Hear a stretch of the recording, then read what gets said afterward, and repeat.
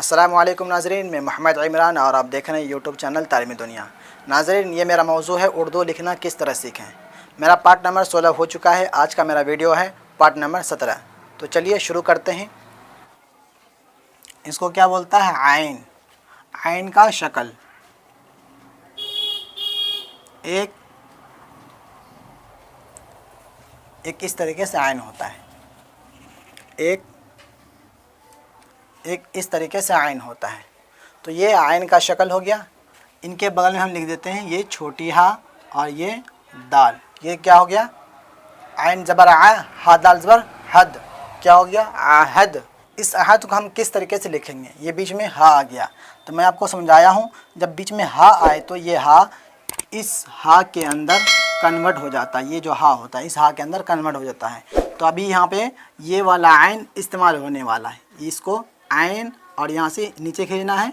नीचे खींच करके फिर हमको ऊपर से इस तरीके से लिख देना है और नीचे हा दे देना है।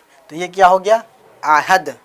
तो ये लफ्ज़ समझिए हम, ये आइन, ये दाल, ये अलिफ, ये लाम और ये ता।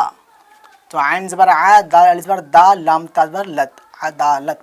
इस अदालत को हम उर्दू के अंदर मिला करके किस तरीके से लिखेंगे? यहाँ पे देखें, यहाँ पे दाल आया, दाल के बगल में अलिफ। अलिफ दाल के अंदर नहीं मिलेगा लेकिन दाल आइन के अंदर मिल जाएगा, क्योंकि आइन का यहाँ पे आधा शक्ल आ रहा है और दाल का भी इस तरीके से आधा शक्ल होता है।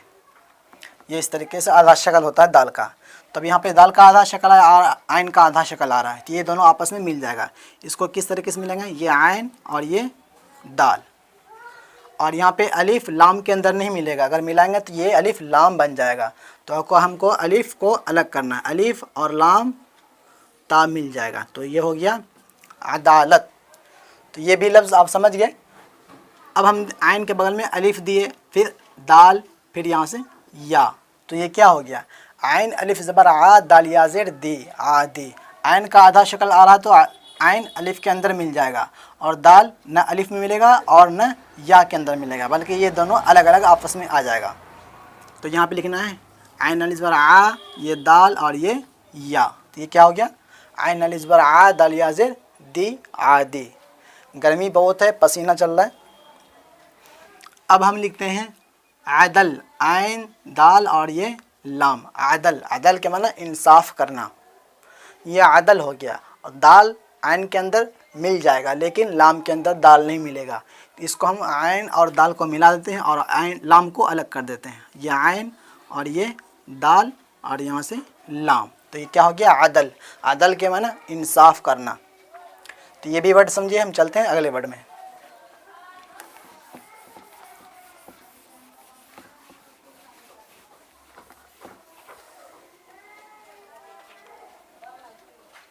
अब हम लिखते हैं आइन। आइन के बगल में ता और ये रा। ये क्या हो गया? आपको मैं जल्दी जल्दी समझा रहा हूँ, वीडियो लंबी हो जाएगी।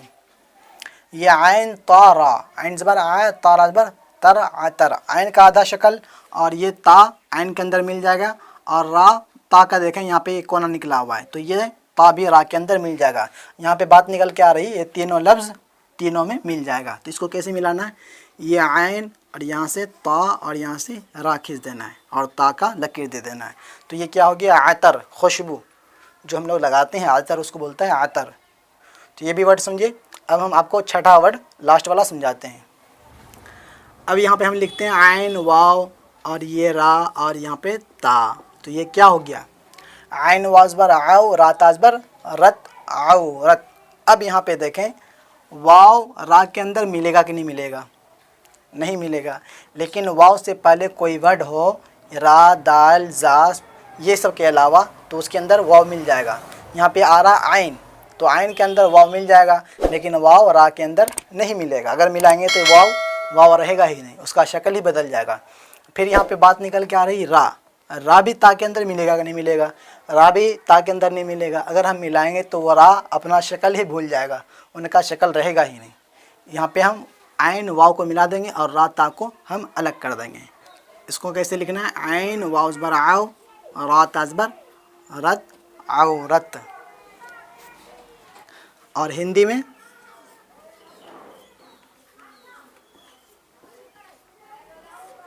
ये इस तरीके से औरत।